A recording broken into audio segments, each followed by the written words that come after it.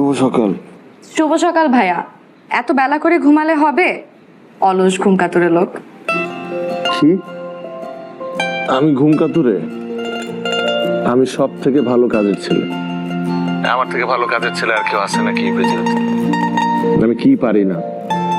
রান্না করতে পারি, ঘর গুছাইতে পারি, ঘর মুছতে পারি, কাপড় ধুইতে পারি।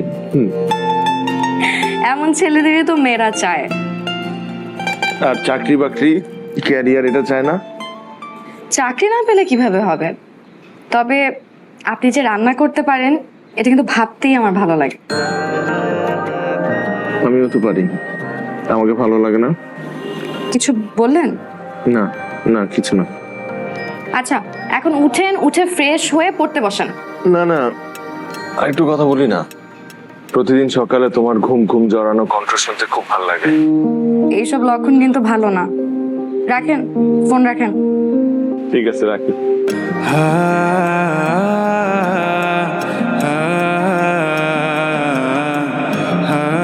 ওর নাম রাবেয়া, আমি ওকে রেবু বলে ডাকি।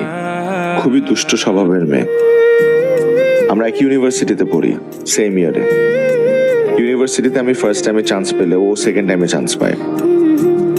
এই কারণে মাঝে মধ্যে আমাকে এমন ভাবে ভাইয়া বলে ডাকে, মনে হবে যে ও আমার অনেক বছরের জুনিয়র। আমরা ভার্সিটি শেষ করে চাকরির জন্য চেষ্টা করছি।